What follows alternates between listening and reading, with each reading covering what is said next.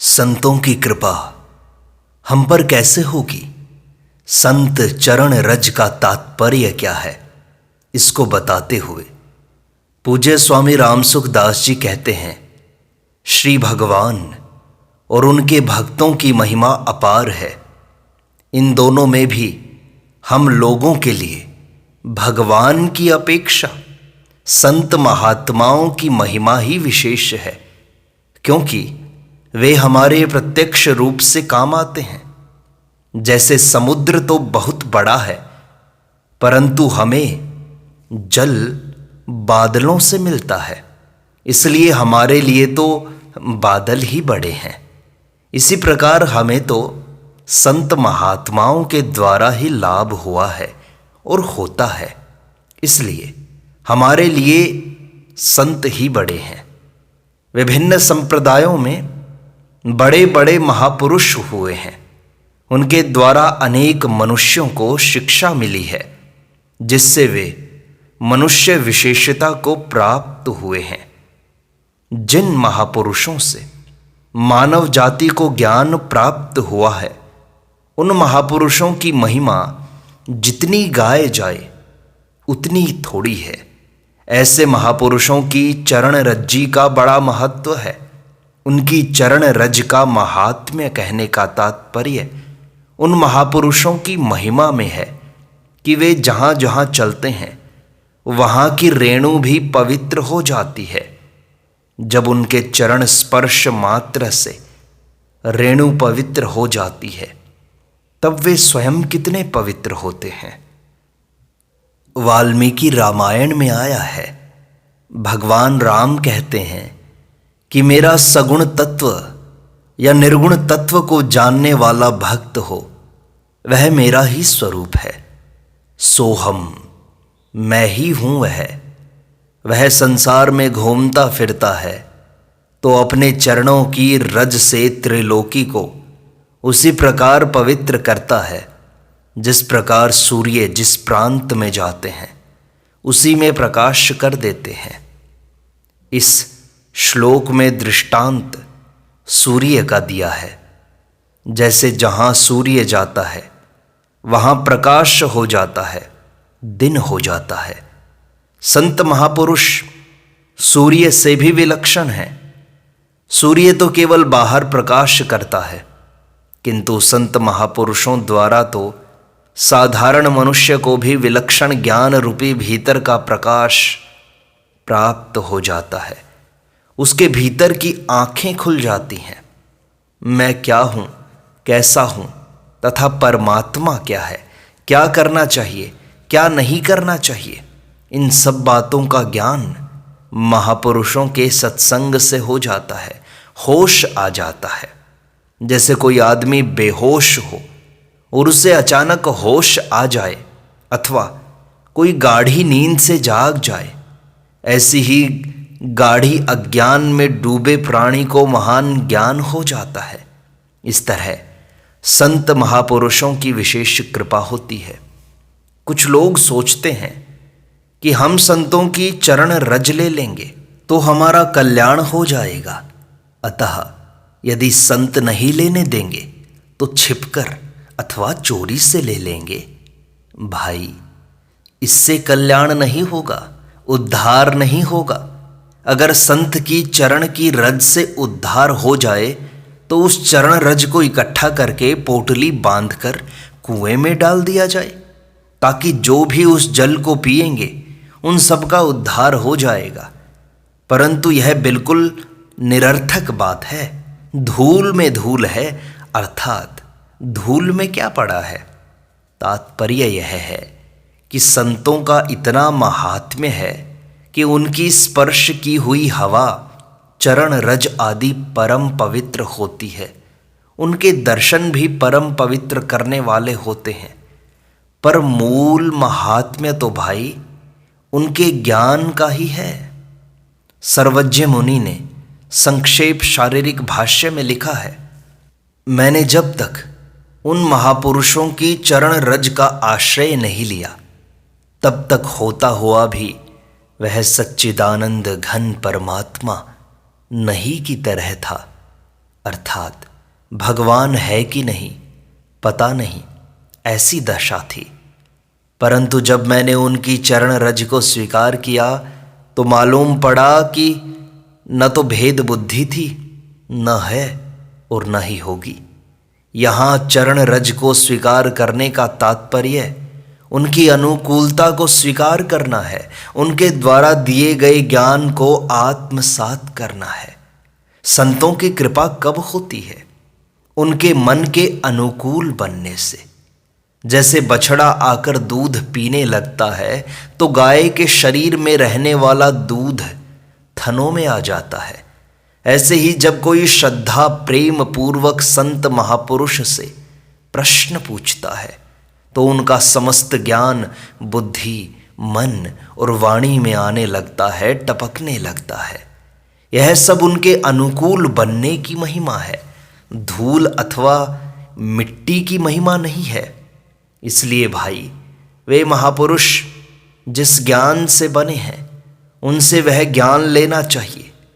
जैसे कपड़े के बाजार में कपड़ा और साग पत्ती के बाजार में साग पत्ती मिलती है, ऐसे ही वास्तविक तत्व तो उस तत्व को जानने वाले संत जहां हैं उस बाजार में ही मिलेगा।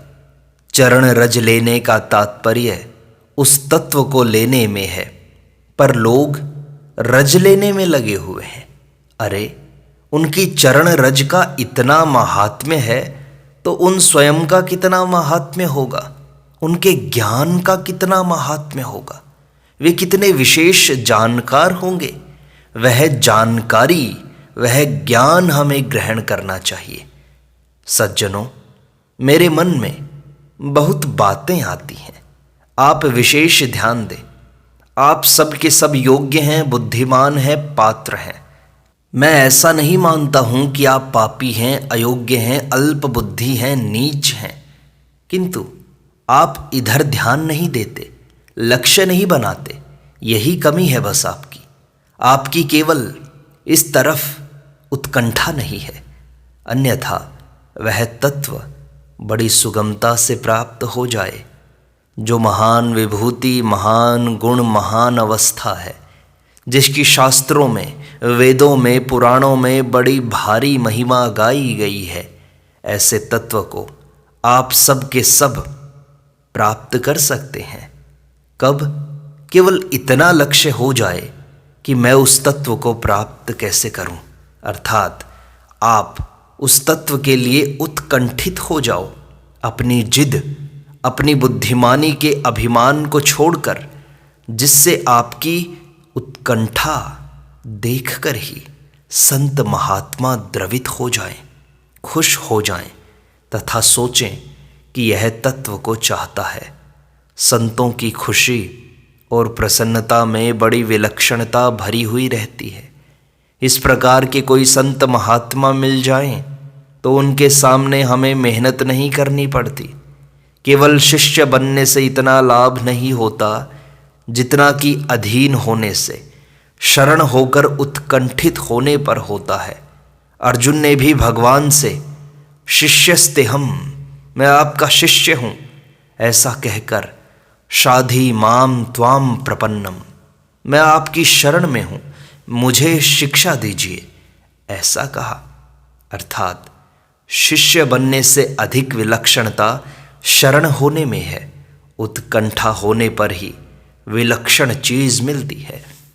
जैसे छोटा बच्चा केवल माँ का ही दूध पीता है, जल अन्न आदि कुछ नहीं लेता। अगर वह रोगी हो जाए तो माँ को दवा लेनी पड़ती है, उससे बालक ठीक हो जाता है, क्योंकि वह केवल माँ का ही दूध पीता है। इस प्रकार केवल परमात्म तत्व को जानने की उत्कंठा वाले साधक संत महात्माओं की कृपा के आश्रित रहते हैं। अपनी कुछ भी बुद्धिमानी नहीं लगाते, अपना कुछ भी अभिमान नहीं रखते। मेरा क्या और कैसे होगा, ऐसी कुछ भी चिंता नहीं करते। वे संत महात्मा जो कुछ कहें, समझाएं, उसी के अनुसार जीवन बनाना है, ऐसा जिनका भाव हो जाता है उन साधकों के उद्धार के लिए उन संत महात्माओं को उद्योग करना पड़ता है, अर्थात उन साधकों को मुफ्त में वह तत्व प्राप्त हो जाता है। जिस प्रकार केवल माँ का दूध पीने वाले बच्चे को न भोजन की न दवाई की आवश्यकता है, उसी प्रकार केवल संत महात्माओं की कृपा के आश्रित रहना ही, उनकी चरण रज लेना है। उनके चरणों की रज का, धूल का वास्तविक महात्म्य नहीं है, अपितु उनके अनुकूल बनने का, उनकी शरण में जाने का विशेष महात्म्य है। हम धूल से भी नीचे हैं, इस भाव को लेकर संत महात्माओं से हम बड़ी भारी वस्तु ले सकते हैं। हम छोटे बनकर, जिज्ञासु बनकर, अपनी बुद्धिमानी हठ छोड़कर केवल संत महात्माओं के अधीन हो जाएं तो वे हमें संत बना देते हैं। इसलिए कहा भी है, पारस में अरु संत में भारी अंतर जान, वो लोहा कंचन करे वो करे आप समान। पारस और संत में बड़ा अंतर है। पारस लोहे को सोना तो बना सकता है, किंतु वह सोना दूसरे लोहे को सोना नहीं बना सकता। परंतु संत महापुरुषों की कृपा प्राप्त किए हुए पुरुष तो ऐसे संत बन जाते हैं कि वे दूसरे लोगों को भी संत बना देते हैं। वहाँ सोना ही नहीं, पारस की खान खुल जाती है। एक बात और है कि धनी आदमी दूसरे को धनी नहीं बनाना चाहता। वह तो व्यापार की बात भी दूसरे को बताना नहीं चाहता, किंतु जो संत महापुरुष हैं उनको जो कुछ भी लाभ हुआ है वे उस लाभ को सबको देना चाहते हैं, बताना चाहते हैं। उनके मन में वह सब बताने की बड़ी उत्कंठा होती है। उनकी बात कोई मान लेता है तथा उसके अनुसार साधन करता है तो वे संत महात्मा बड़े खुश होते हैं और उनकी इस खुशी में ही जीव का कल्याण भरा होता है। ऊपर की सेवा करो, दंडवत करो, नमस्कार करो, रज उठाओ, झूठन उठाओ, ये सब फालतू बातें हैं, निकम्मी बातें हैं, अश्रद्धा पैदा करने वाली बातें हैं, दुनिया में नास्तिकता पैदा करने वाली बातें हैं। संत महात्माओं के कहे अनुसार जीवन बनाएं, उनके द्वारा प्रतिपादित सिद्धांतों का पालन करें, ठीक उनके अनुसार ही अपना जीवन बनाएं, तो आप लोग दुनिया का उद्धार कर सकते हैं। उस तत्व की प्राप्ति के लिए केवल उत्कंठा एवं भूख होनी चाहिए। जैसे बालक के दूध की भूख होने पर उसका प्रबंध होता ही है। माँ के दूध न आए तो अन्यत्र से प्रबंध होगा। माँ को दूध की कमी भी हो सकती है, किंतु भगवान एवं संत महात्माओं की शक्ति तो अपार अनंत है, जिसका कोई पारावार नहीं है। इसके अलावा एक और विलक्षणता है कि संतों का ज्ञान जितना अधिक खर्च होगा उतना ही अधिक बढ़ता है। कहा गया है, हे सरस्वती, तेरा कोठार, भंडार अथवा खजाना अपूर्व है, विलक्षण है।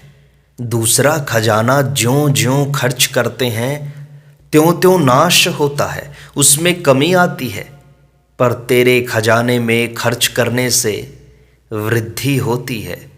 कोई व्यक्ति दूसरे को पढ़ाता है तो उसके ज्ञान की वृद्धि होती है। ब्रह्म विद्या तो इससे भी विलक्षण रीति से बढ़ती है, उमड़ पड़ती है। इसलिए चरण रज का तात्पर्य उस तत्व को जानने की जिज्ञासा है। जब संत चरण रज एवं संत दर्शन का भी इतना महात्म्य है तो वे जिस चीज से इतने महान हुए हैं वह चीज कितनी महत्वपूर्ण होनी चाहिए। वह चीज हम सबको मिल सकती है। संत महात्माओं की लालसा रहती है कि उस चीज को सबको बांट दें। उस चीज को देने की जितनी उत्कंठा संत महापुरुषों में होती है उतनी लालसा लेने वालों में नहीं होती। ठीक उसी प्रकार जिस प्रकार बालक के प्रति माँ की जितनी उत्कंठा होती है उतनी माँ के प्रति बालक की नहीं होती। साधारण मनुष्य के भीतर अपने कल्याण की उतनी चिंता नहीं होती जितनी उन महापुरुषों के भीतर उन मनुष्यों के कल्याण की होती है। महापुरुष चाहते हैं कि वे जल्दी से जल्दी और सुगमता से इनका कल्याण कर दें, बस मनुष्यों का कल्याण हो जाए। महापुरुष इतना ही चाहते हैं। संत महापुरुषों के भीतर तो कल्याण का खजाना भरा पड़ा है, पर सच्चे हृदय से चाहने वाला चाहिए। भगवान की कृपा के रहते हुए भी बिना उत्कंठा के, बिना लालसा के भगवान की प्राप्ति नहीं हो सकती। आज संसार में नास्तिकता फैल रही है। लोग ईश्वर को, संतों को और शास्त्रों को नहीं मानते हैं। इसका कारण यही है कि लोग असली तत्व की तरफ तो ध्यान देते नहीं और नकली बातों का आचरण करते हैं। जैसे झूठन खा ली, चरण धूली ले ली इत्यादि। इन ऊपर की बातों से लाभ नहीं होता तो कहते हैं कि भाई संतों की चरण रज और झूठन की महिमा झूठी है, क्योंकि हमने इनका सेवन किया किंतु हमें लाभ तो कोई हुआ नहीं। आज का प्रश्न था संत चरण रज का तात्पर्य क्या है? तो भाई इसका तात्पर्य तो उस तत्व में है जो उन्होंने प्राप्त कर लिया है। उस तत्व को लेना चाहिए, संतों के ज्ञान को लेना चाहिए। उनकी चरण धूली इत्यादि लेने से संसार में नास्तिकता फैलती है, क्योंकि हम ज्ञान तो लेते नहीं, केवल चरण धूली और झूठन इत्यादि लेकर सोचते हैं कि इसी से हमारा उद्धार हो जाए, पर उससे उद्धार नहीं होगा। संतों के ज्ञान से ही उद्धार होगा, उनके अनुकूल चलने से ही, उनके अनुकूल आचरण करने से ही, उनके प्रति श्रद्धा रखने से ही, उनकी शरणागति में जाकर ही आपका उद्धार हो सकता है। इसलिए संतों के ज्ञान की महिमा है। संतों से ज्ञान प्राप्त करें, शरणागति प्राप्त करें। नारायण नारायण नारायण।